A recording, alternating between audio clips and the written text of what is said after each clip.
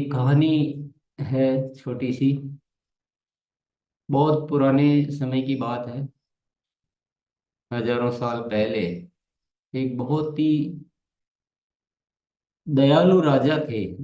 एक राज्य के राजा थे, बहुत दयालु थे। और आप जानते हैं कि पहले की जो प्रथा होती थी उसमें राजाओं के पास बहुत सारी धन संपत्ति होती थी। तो उनके पास भी बहुत धन संपत्ति थी, पर क्योंकि वो दयालु थे तो उनका मन हुआ कि मेरे राज्य में कोई भी भूखा नहीं सोना चाहिए, कोई तकलीफ में नहीं रहना चाहिए, सब लोग बड़े अच्छे से रहें। तो उन्होंने क्या है, एक भोजनशाला खोल दी कि जिसको भी जरूरत हो, जिसको जरूरत हो, जो व्यवस्था नहीं कर पा रहा हो अपने जीवन में अन्न भोजन की, वो यहाँ आकर भोजन कर सकते हैं। व्यवस्था की गई थी उनके लिए जिनके पास वास्तविक तौर पे कमी थी, अभाव था। ऐसा उनका मन हुआ। लोगों ने बड़ी प्रशंसा की, बड़ी खुशी हुई सबको। और जिनके पास था उन्होंने भी बहुत तारीफ की। हालांकि उनको तो नहीं जाना था, पर इतने अच्छे राजा के निर्णय को लेकर बड़े खुश हुए, बड़ी प्रशंसाएं हुई। और कुछ लोग जाने लगे, प्रारंभ किया भोजन करने के लिए। तो धीरे धीरे वो परिपाटी बढ़ती गई है। पहले कुछ लोग आते थे, फिर बाद में देखा कि चलो मुफ्त में तो मिल ही रहा है, मेहनत करने की क्या जरूरत है। तो थोड़ी संख्या बढ़ने लगी। सबको ही अच्छा लग रहा था, राजाओं को भी बड़ा अच्छा लग रहा था कि मैं मदद कर पा रहा हूँ, लोगों का कुछ अच्छा कर रहा हूँ। और मेरे राज्य में सभी बड़े प्रसन्न है, खुश है। फिर थोड़े दिनों में तो चलता रहा, चलता रहा। फिर किसी दिन एक सुझाव आया कि भोजन तो गरीबों को मिल रहा है, परंतु बहुत सारे गरीब ऐसे हैं जिनके पास रहने के लिए घर नहीं है, सर्दियों में ओढ़ने के लिए कंबल नहीं है। तो राजा तो दयालु थे, उन्होंने ऐसे ऐसे कुछ बना दिए भवन, कुछ घर, जिसमें जिसके पास घर नहीं हो आके रहो, जिनके पास कंबल नहीं थे उनको कंबल बांटे गए। ऐसे चल रहा था सिलसिला।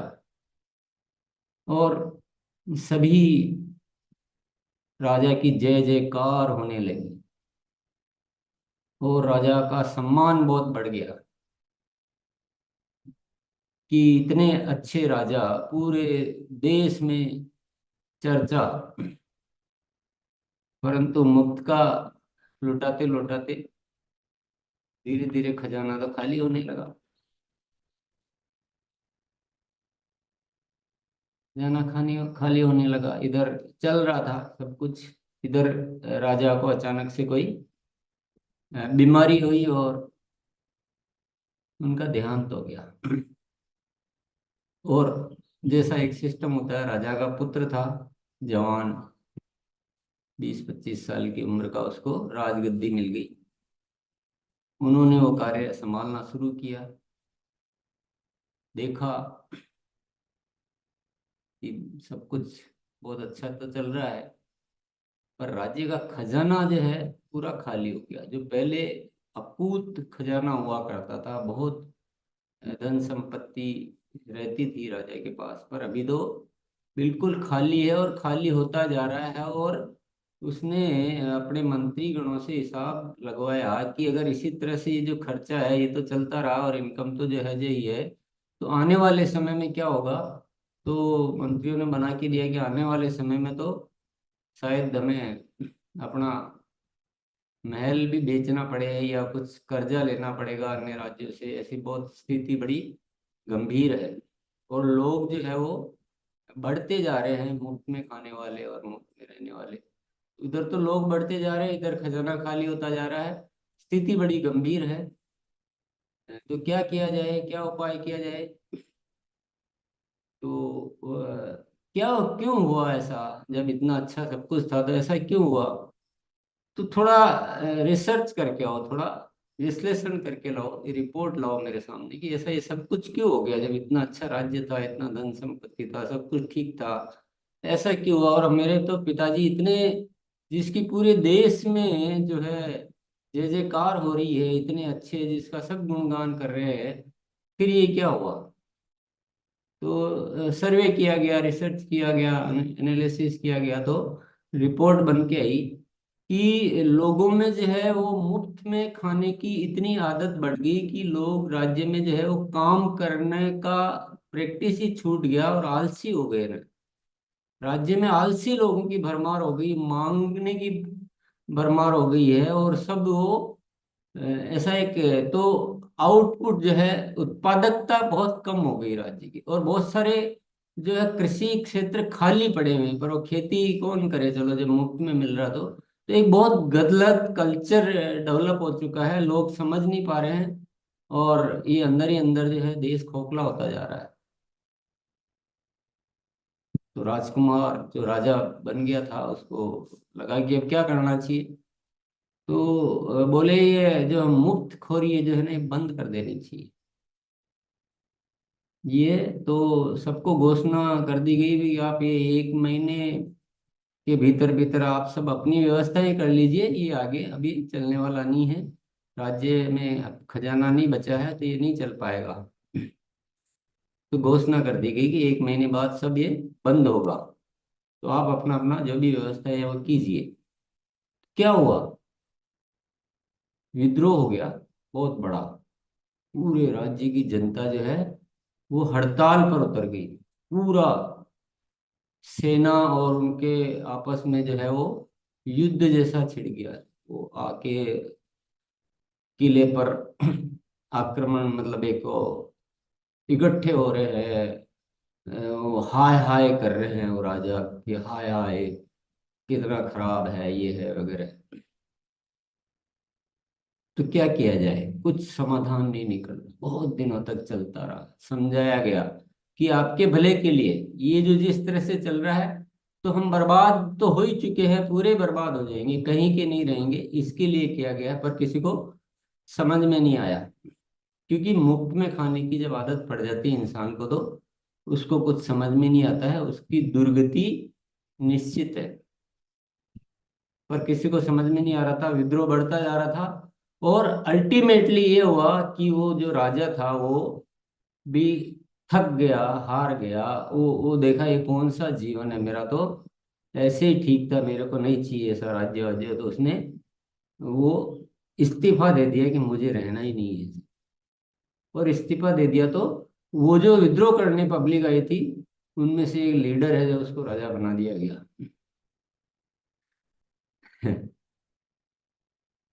फिर फिर उसने कुछ, अब वो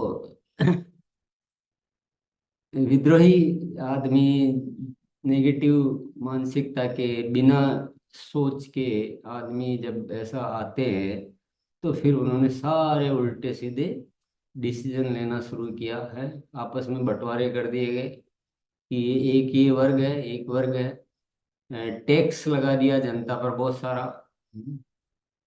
तो जो दे सकते थे उन पे बहुत ज्यादा टैक्स लगा दिया, और लोगों को खुश करने के लिए, तुष्टीकरण करने के लिए उनको वापस से कुछ फ्री में देना शुरू कर दिया, और फिर अगेन वही जय जयकार होने लगी।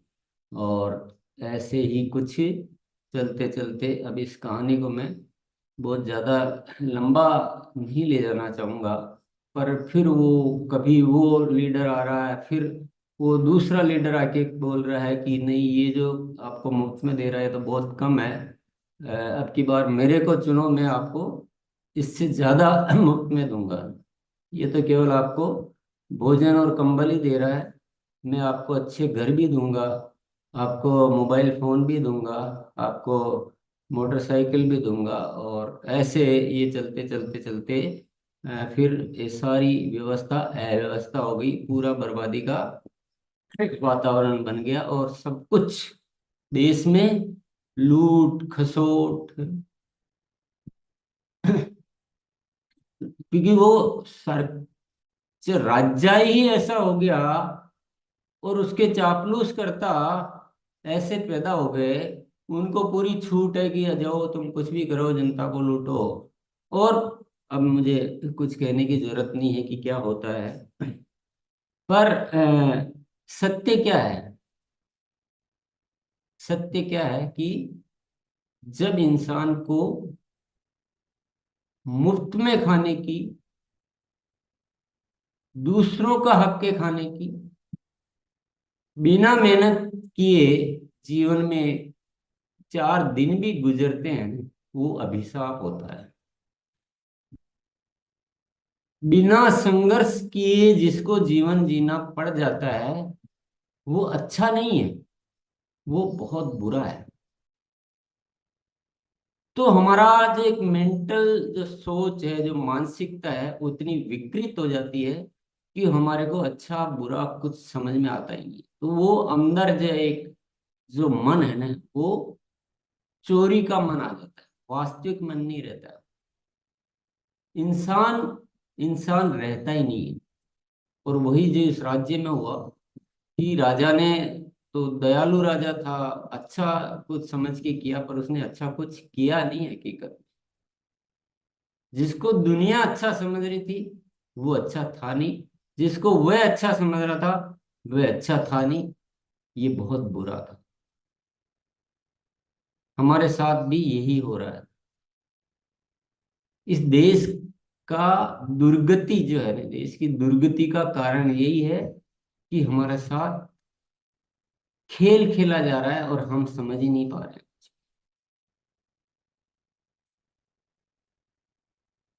हम समझ ही नहीं पा रहे हैं कुछ। और आरसीएम ने एक नया रास्ता दिया है कि मेहनत करो, कठिन काम करो, आसान मत करो, संघर्ष करो जीवन। तो आपका अंदर का मानव जो है वो जागृत होगा, और आप सब कुछ कर सकते हो। मुफ्त का खा के जो उस राज्य में थे तो भोजन कर सकते थे, रह सकते थे जैसे तैसे, लेकिन जो मेहनत करके करता तो वहां पर भी उस राज्य में भी धनी लोग थे जो मुफ्त का नहीं खाते थे, जो मेहनत करते थे। तो मुफ्त में तो जीने का सहारा मिल सकता है, लेकिन मेहनत करोगे तो असली जीवन मिल सकता है। और असली जीवन खुद की मेहनत से मिल सकता है, पराये सहयोग से नहीं मिल सकता।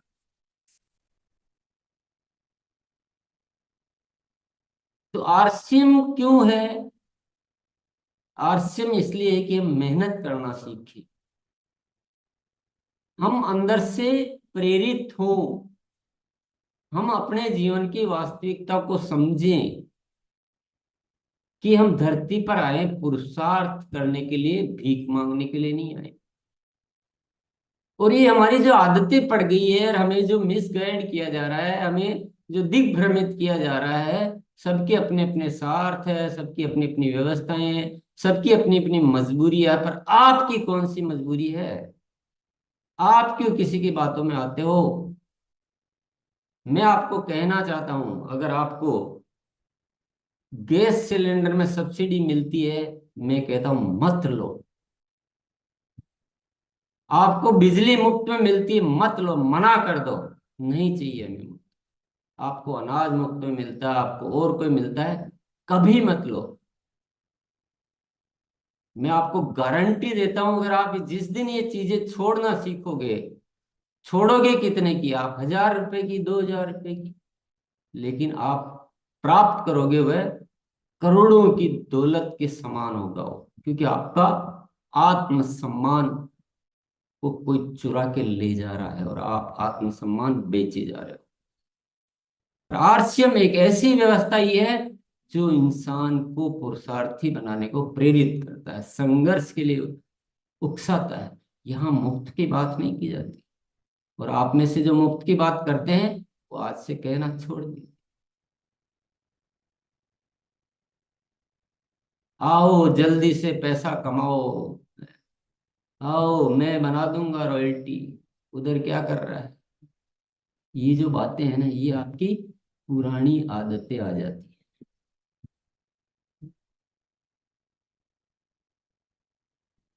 कठिन काम करो। आरसिम, आसान है क्या? मैं कहता हूं नहीं। सक्रियता के 21 सुनहरे नियम आसान है क्या? नहीं आसान।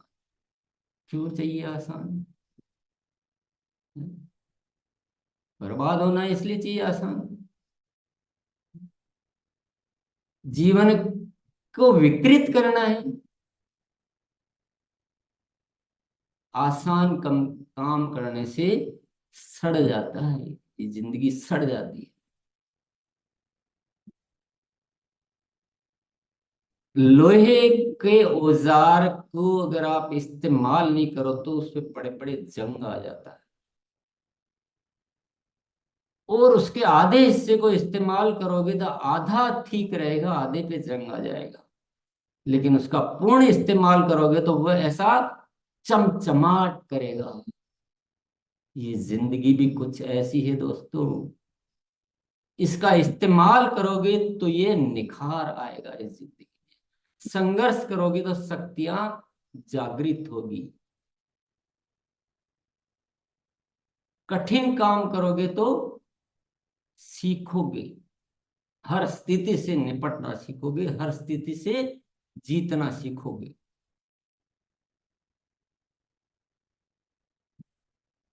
तो वास्तविकता क्या है? सत्य बहुत कड़वा होता है, सत्य बहुत कड़वा होता है। लेकिन आपको झूठ अच्छा लगता है तो झूठ बोलना शुरू कर दें, ये हो नहीं सकता। सत्य का पुजारी दूसरों को खुश किसमें मिलती है, उसकी तारीफ किसमें होती है, वह चिंता नहीं करता है। सत्य का पुजारी सत्य ही बोलता है, दुनिया माने न माने, दुनिया सुने न सुने, सत्य सत्य है। और मैं जो बोल रहा हूं, इस सत्य में कोई माई का लाल इनकार नहीं कर सकता।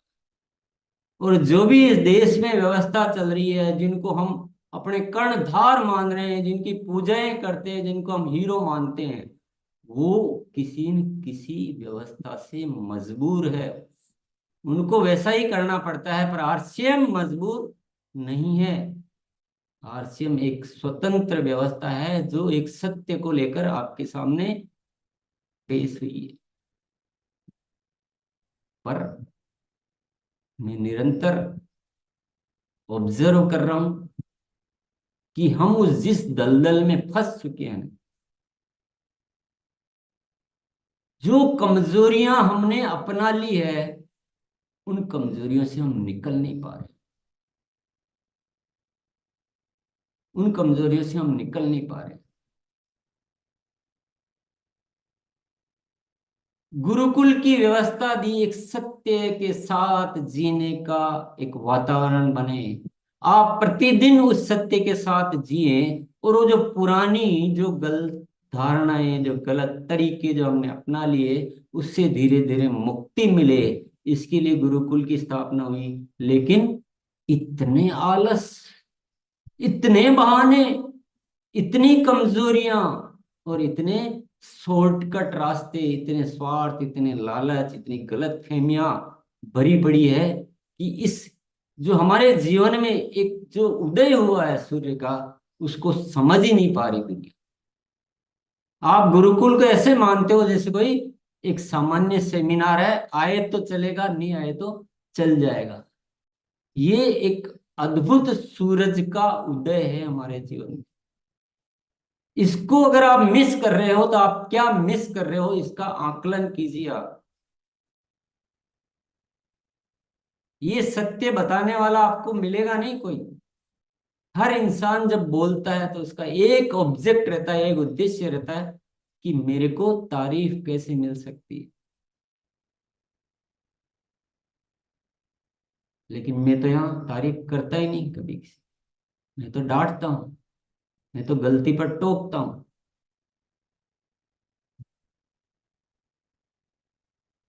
तो साथियों, वाकई में कुछ करना है तो पहले तो राह बदलनी पड़ेगी।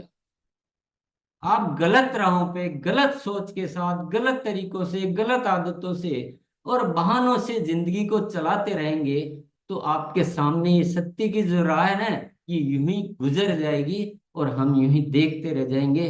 वही बर्बादी के मंजर यूं ही चलते रहेंगे।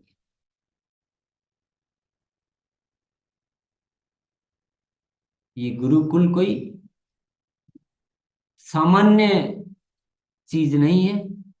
अच्छी तरह से जान लीजिए, अच्छी तरह समझ लीजिए, और फिर जो हमारे विश्लेषणों से, जो हमारी बातचीत से बार बार निकल कर आता है कि आरसीएम को रियल मायने में आरसीएम को चलाना है, जिस जो इसकी इच्छा है, जो इसकी इच्छा है, जो इसकी अभिलाषा है, जिस मकसद से ये आया है, तो हमने क्या किया?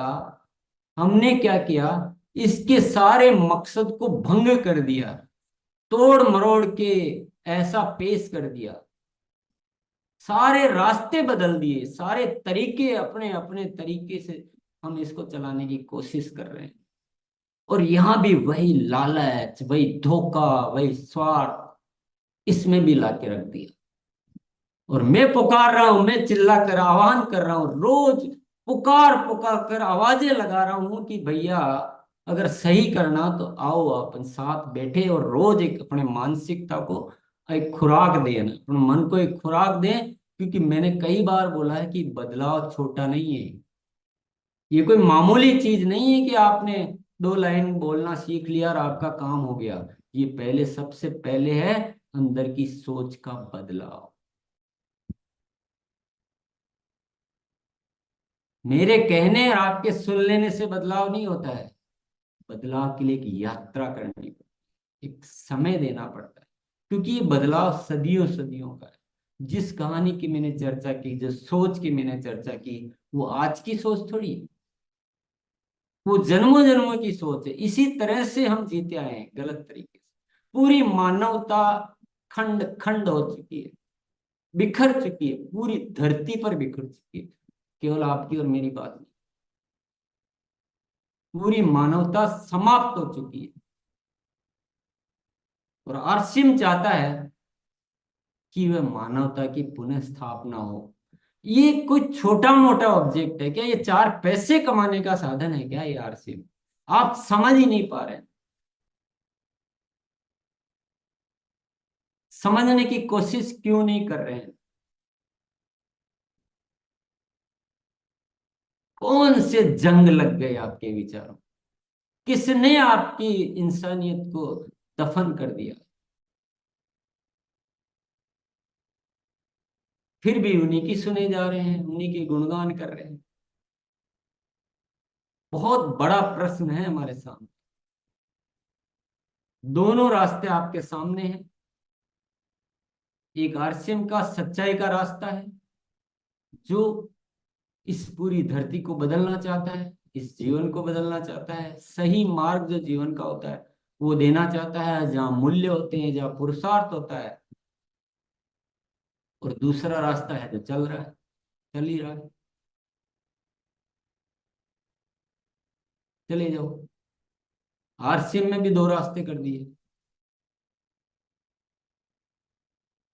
और सच्चाई का रास्ता तो बड़ा कठिन होता है। देखिए, जो जैसा जी रहा है उसको उसी जीवन जीने दो, तो ये तो बहुत आसान है। ये तो कोई भी लालच चलता है दुनिया में, अपन भी लालच ही बेचो। इट इज वेरी इजी, बहुत सिंपल है। पूरी दुनिया लालच बेचती है। प्रोडक्ट बेचती है क्या कोई?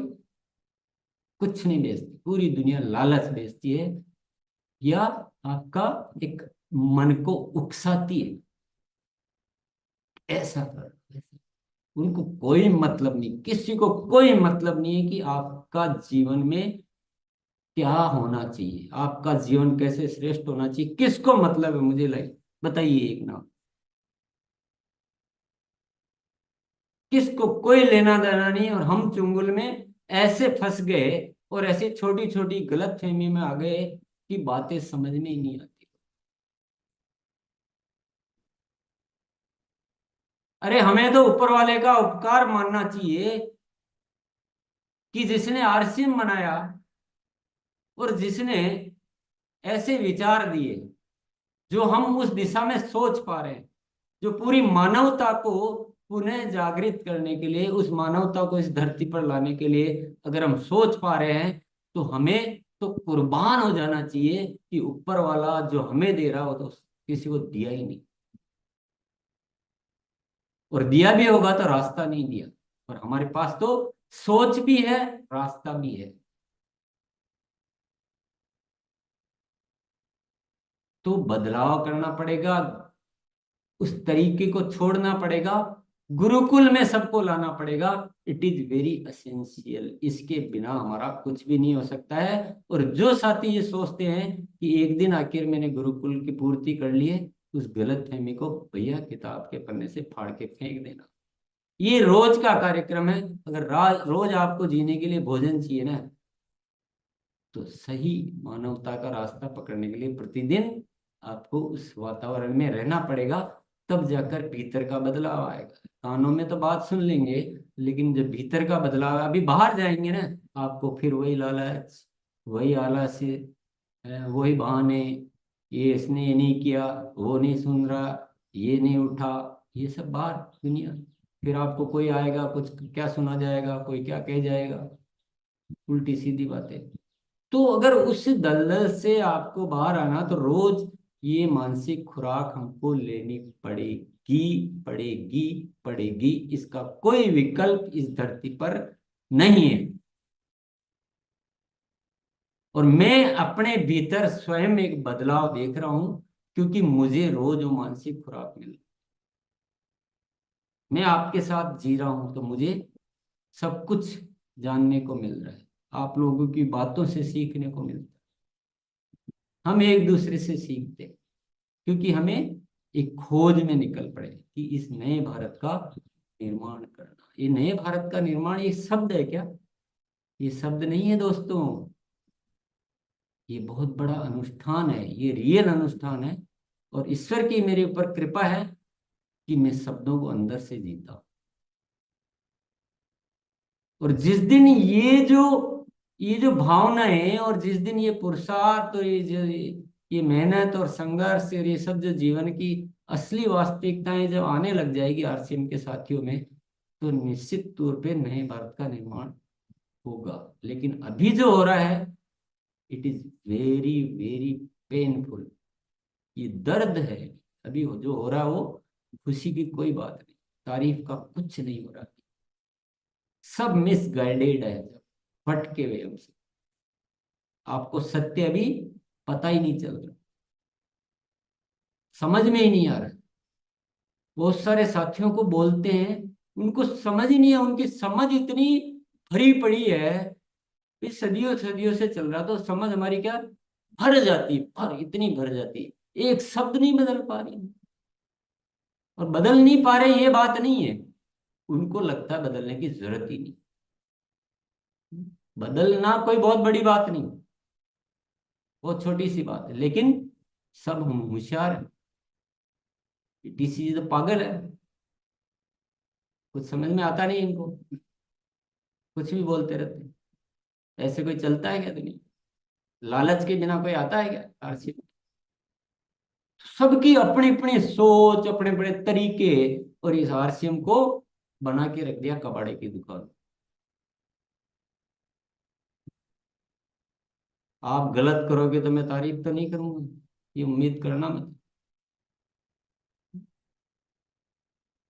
ये उम्मीद करना भी मत। क्योंकि मैं निकला हूं एक बहुत बड़े अभियान के लिए। और मैं साफ साफ बोलता हूं, किसको कब समझ में आएगी, आएगी कि न आएगी, मैं उससे विचलित होने वाला नहीं हूं। मैं मेरे अभियान के प्रति 100% टू 100% पूरी तरह से समर्पित हूं। और मैं जिस रास्ते निकल पड़ा हूं, मैं उसकी खोज में लगा रहूंगा। अगर आप साथ दोगे तो ये काम जल्दी होगा, और आप मुझसे और संघर्ष कराना चाहोगे, मुझे मंजूर है, मुझे कोई आपत्ति नहीं। मैं मेरे काम में पूरी तरह से कुर्बान हूँ। मुझे ऊपर वाले का आदेश है, मुझे ऊपर वाले की आज्ञा है। मैं और किसी की आज्ञा या कोई विचार सुनने वाला नहीं। It is very clear.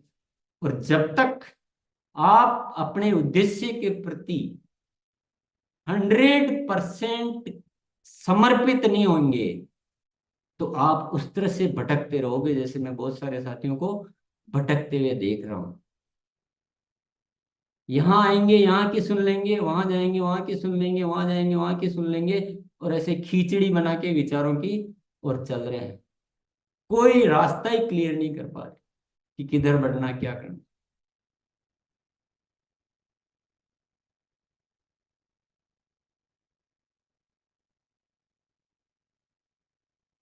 मैं जो कह रहा हूं उस पर ध्यान दीजिए, उस पर गौर कीजिए, उस पर विचार कीजिए।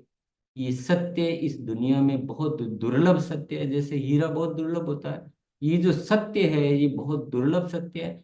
इसकी तरफ चलने का कोई रास्ता आरसीएम के अलावा कोई मिलेगा नहीं आपको, कोई नहीं मिलने वाला है। और ये एक बहुत बड़ा आशीर्वाद है ऊपर वाले का, जो ये रास्ता दिया है, ये जो थॉट दिया है, ये जो विचार दिया है। इसको समझे, अपनाए, पालन करें। चोट मारे अपने आप के ऊपर, झटके से कुछ चीजों को डिसीजन लें। नहीं तो आप ये स्लो स्पीड से देखते हैं, करते विचार करते, कुछ नहीं होने वाला है। एक झटके में जो चीज छोड़ेंगे तो वो चीज छूटेगी। अन्यथा ये जो जोंक की जैसी कमजोरियां जो चिपक गई है ना, ये छूटने वाली है नहीं। क्योंकि मैं लगातार ऑब्जर्व कर रहा हूँ, मैं लगातार देख रहा हूँ। हम इतने ठंडे ठंडे पड़े हैं, ठंडे ठंडे पड़े हैं।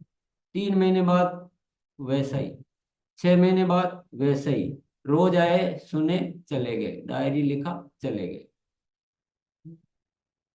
कुछ किक नहीं मारोगे ना, बदलाव को अंगीकार नहीं करोगे, बदलाव का महत्व नहीं समझोगे, जब तक जीवन में कुछ हासिल होने वाला नहीं। और बदलाव ऐसे नहीं होते कि धीरे धीरे रे मना धीरे सब कुछ हो ना। बदलाव होगा, एक पल में होगा, एक एक पल में होगा। और धीरे करने की कोशिश करोगे तो जिंदगी यूं ही गुजर जाएगी। आपकी चुनाव, आपकी इच्छा, आपकी मनसा, आपके सामने एक स्वर्ग का रास्ता भी है, आपके सामने दलदल का रास्ता भी है। आप जो चुनाव करो वो आपकी इच्छा है। असत्य सुनने को आप रोज मिलेगा, बार बार मिलेगा। सत्य सुनना दुर्लभ है। बाहर की दुनिया हो चाहे हमारे बीच हो, दोनों जगह असत्य की भरमार पड़ी है। और हम पहचान नहीं पाते हैं। जैसे उस राजा की बहुत तारीफ होती थी तो न दुनिया पहचान पा रही थी, न राजा पहचान पा रहा था कि हम कर क्या रहे हैं। नरक तो हम खुद ही बना रहे हैं। अभी हमको भी ऐसा ही लगता। हमको लगता है कि कोई साथी आपको बोलता है ना कि चल मेरी टीम में आ जा, तुमको कुछ नहीं करना पड़ेगा। और मैं देख, मैंने उसको भी रॉयल्टी पे बना दिया, इसकी लेक चला दिया, वो चला दिया। आपको लगता है कि ये बहुत अच्छा आदमी आया मेरे जीवन में। अरे वो तो आपको बर्बाद करने वाला आदमी। समझ ही नहीं पाते। हम इतने लालची हैं कि जब लालच हमको दिया जाता है तो हम सब कुछ भूल जाते हैं, अपना विवेक शून्य हो जाते हैं, सोच ही समाप्त हो जाती है, और हम जल्दी से आकृष्ट हो जाते हैं। 200 रुपये क्या सरकार ने मुफ्त में दे दिए, जैसे हम तो दीवाने हो गए। उनको समझ ही नहीं आ रहा है कि हमारे साथ ये हो क्या रहा है खेल। हड़ताल किस बात के लिए करनी चाहिए? इसलिए नहीं कि सरकार से कुछ मुफ्त में चाहिए। हड़ताल इस बात के लिए करना चाहिए कि सरकार मुफ्त में देना बंद करे। पर प्रैक्टिकल नहीं, नहीं हो सकता, साथ ही नहीं मिलेगा। आपको मार देंगे लोग। इसलिए चुपचाप अपने देखते जाओ और आरसीएम के माध्यम से एक नई दुनिया का निर्माण करो। बहुत बहुत धन्यवाद।